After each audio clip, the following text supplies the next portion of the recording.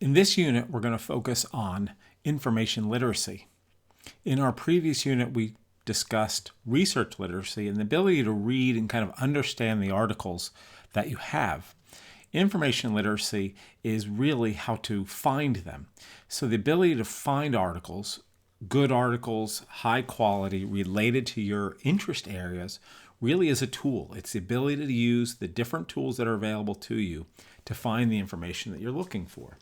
So in this presentation, what we're going to learn about are some of the different ways to search for this literature, to find this information, and then obviously you would evaluate the information to see if it's high quality and if it pertains to your particular question.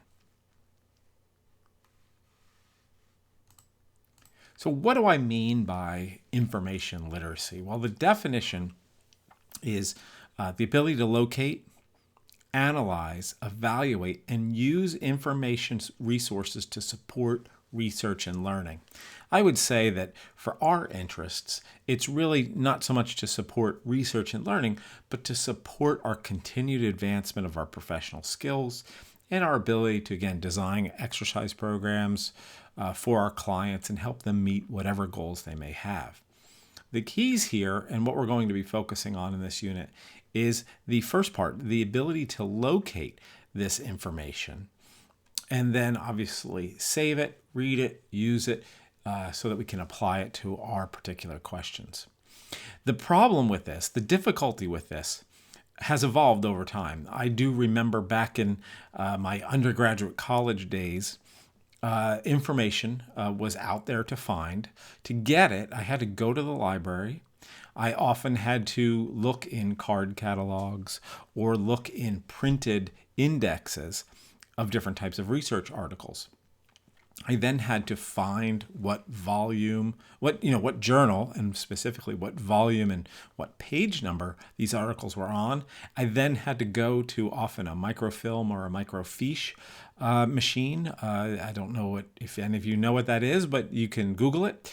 But basically, it's the way that a lot of these documents, these older journals, or journals back then, were stored. It was on basically a film strip that you then had to put into a machine, find the right page, and so on. It was a nightmare. I didn't know that at the time because you didn't know what was coming.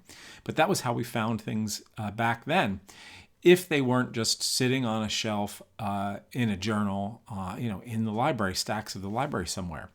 Now, the majority of information is going to come to us from digital sources. However, sometimes we still might need to utilize traditional resources.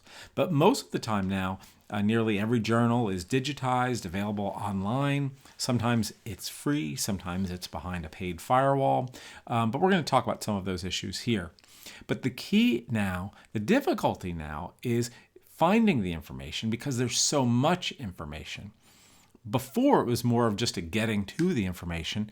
Now it's sorting through all of the information that can be out there. There are thousands of journals indexed in a lot of these different sources that we're going to talk about searching, and therefore, hundreds of thousands of articles for us to sort through, potentially to get the answers, get the information that we need to answer the questions that we have about how to improve our practice. The key is to find information first and then be able to efficiently evaluate the quality and the reliability of the information.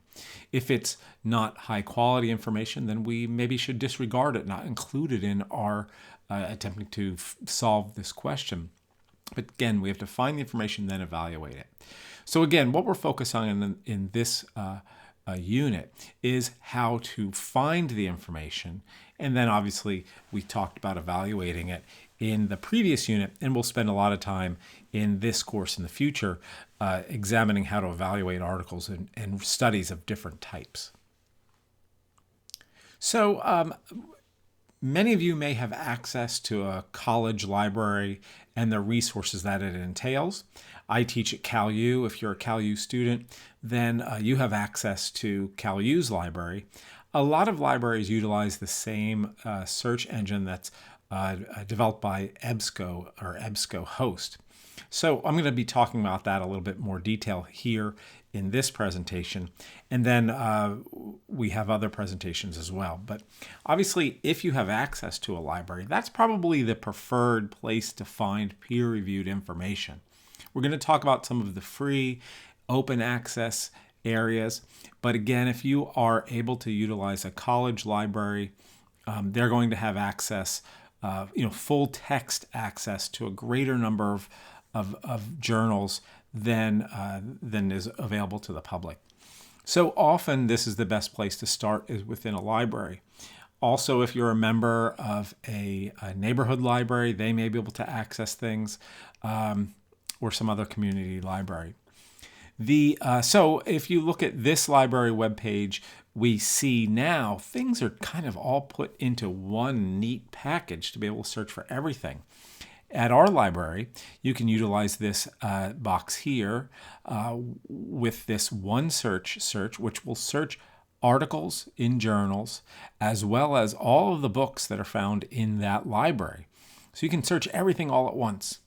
However, that's not always the most useful way to look for information on a particular topic. What generally is going to be most helpful is to utilize a commercial database. This commercial database that they use at CalU is EBSCO. EBSCO indexes all of these different journals. They have a whole host of different databases on different topics.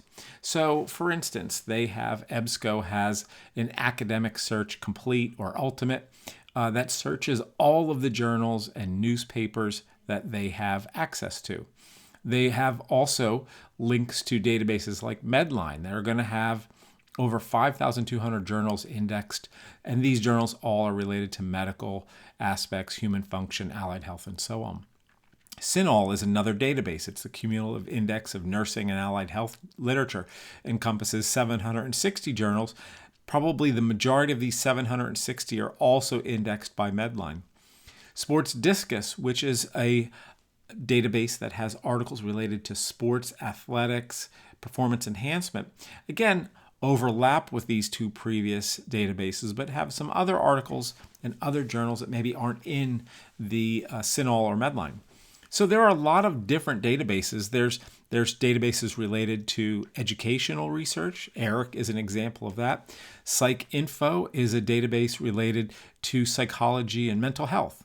So the nice thing with EBSCO Host is it allows us to pick what databases we want to search.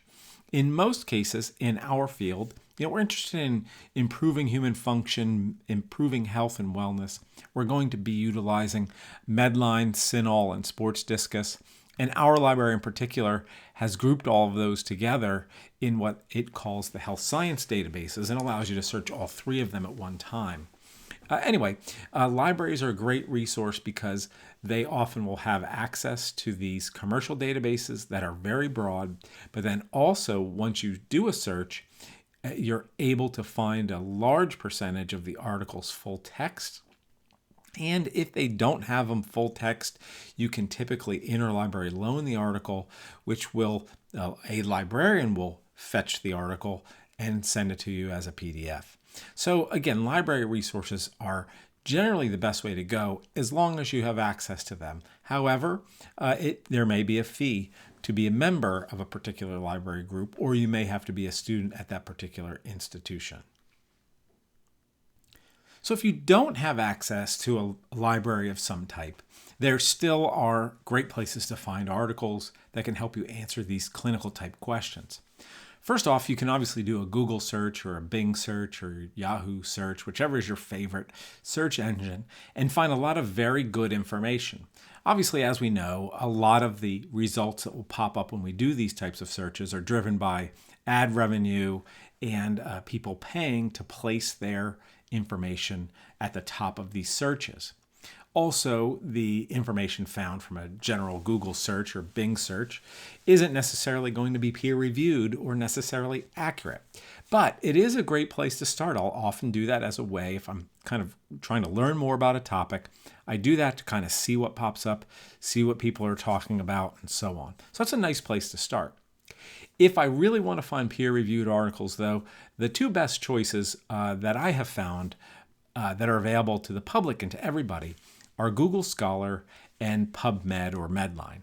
Google Scholar is still Google, but it will do a search of peer-reviewed literature, academic articles, and it doesn't change the placement of the results based upon ad revenue and so on. So it's a little more impartial, plus it's going to take us to primarily peer-reviewed, academic sources. Google Scholar works very much like a search engine that you would see at a EBSCO it through a library and so on, and allows you to again use different types of terms and these Boolean connectors such as and, or, not, etc. And again, can be very powerful. It also will return, a fairly significant number of articles along with full text access to those articles. So you can definitely find some good information utilizing Google Scholar. Google Scholar searches a wide range of types of journals. If you are focusing primarily on, again, medical journals, journals related to human performance and function, then another good option is PubMed or Medline. You can Google those and find access to those. But that's run by the U.S. National Institutes of Health. And again, indexes over 5,000 different journals related to medicine, allied health, and so on.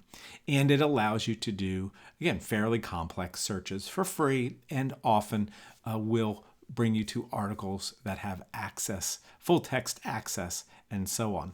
Again, both of these, Google Scholar and PubMed or Medline, typically are going to provide you at least with the abstract of all the articles, which again, as we've seen so far in this course, can provide you a good bit of information and give you a good idea of the findings of these different studies, although not the specific detail. Online, there's a lot of other, I would say, good information, although you have to be careful how you utilize it and the faith you put in it, such as blogs and wikis. There are a lot of experts, I'm using air quotes with my hands at this moment, that have blogs on different topics. You certainly can learn some things from them, but you do have to understand that these are not peer-reviewed sources and can have incorrect, inaccurate, or even fraudulent claims. Often they could be selling substances or devices or equipment or whatever. So keep that in mind. However, as I said, I often will start with reading blogs and things that come up on Google, see what people are talking about, and go from there. Also, a lot of times on blogs and the articles you may find in Google Scholar and PubMed or Medline, often these will have very detailed reference lists that point out some good resources that maybe you wouldn't have found on your own. So you might want to check those out as well. There also are online journals that are free for people to read in our field that can be a great place to gain some information and help us answer some of the questions that we may ask. So in general, I'm going to have a couple different videos showing you how to do searches on these different types of search engines. But in general, I do have some tips for when you're trying to explore a topic and find answers to particular questions. Most importantly is the use of the proper search terms. You have to really be careful what terms you use. If you use a term that isn't the common term for a given thing, you won't find articles on them. So you do have to be careful on what terms you use. So really think through your search terms and your keywords. And then as you start to find articles, look at what words they're using to describe a particular treatment or exercise modality, etc. Your choices can have really big impact on what you find. Even the addition of an S to the end of a word can change how many articles you find. An example might be like if you have an interest in foam rolling. If you search foam roller, you may get only articles where people used a foam roller to do self-myofascial release. If you actually have interest beyond just foam rolling, but you might be interested in using a tennis ball, using a handheld foam roller, using the stick, or different types of other objects, if you use foam roller, you'll exclude all of those other things potentially.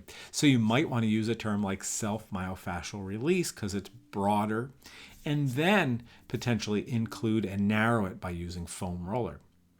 Also, don't forget your Boolean operators. It's a fun phrase. But remember, the words and, or not can be used in most of the search engines that you will use to find articles. And remember, those terms can be very powerful.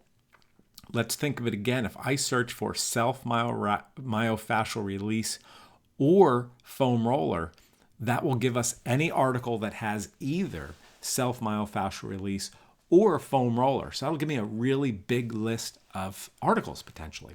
If I put self-myofascial release and foam roller, then those articles will only come back if they said both of them. So if the article's on self-myofascial release, but they didn't use a foam roller, they used a tennis ball or some other device, then the article will not come back in that search. So the use of the Boolean operators is going to be really key. Also, I use not a lot when I am attempting to reduce the number of articles that come back in a search. So if I see a whole bunch of the articles that I pulled are on children and I'm not interested in children, I will add not children, and it'll exclude any articles that have children in the title or in the abstract. So again, those Boolean operators can be very powerful in helping you find the information you want or narrowing a search to the information that you want. Also, when you do a search in Medline, you will see that they use medical subjects headings. Often those are going to be a clickable link. If you click that link, it will add that descriptor to your search. So again, if you want only human studies, you can click the medical subject heading for human. If you only want, studies on elderly, you can click that subject heading and so on. So those can be powerful in helping to narrow a search as well. As I said on the previous slide, also, when you find some really good articles, check the reference list of those articles because they probably have some really good articles in their reference list that are right up your alley and have some very good information. Also, generally, I try to start by looking for only current articles. And the reason is not that older articles are inaccurate, but obviously our knowledge of these topics evolve over time. And the latest research is where you want to start and then work backwards. So I typically start when I do a search, I'll narrow it to 3 years, the past 3 years. I'll look at how many articles I find. Then if I don't find a lot, I may narrow it to 5, and go back further and further. But generally use current articles when possible. Most people would say within the last 5 years. And remember, a lot of those current articles are going to cite and reference some of those older articles. So you're still getting the benefits of that previous research.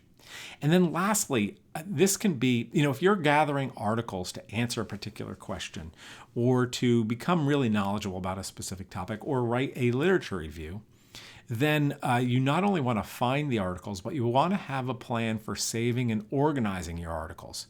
So if you used specific search terms, if you searched foam roller, elderly, and strength, then I would create a folder that's used those 3 search terms in the title of the folder. All the articles that I find that are useful for me using those search terms, I'd put in that folder. Then when you do another search, create another folder with those search terms. Make sure that you keep your articles organized, save them, and so on. This is so much easier now in the electronic age because you can typically download a PDF of the article instead of having to print them all out, and you can create your own library of articles that you find useful that you may want to utilize currently, but also in the future down the road. So have a plan for saving and organizing your articles. You'll thank yourself 5 or 10 years down the road, and you'll be more effective and more efficient at finding information because of it.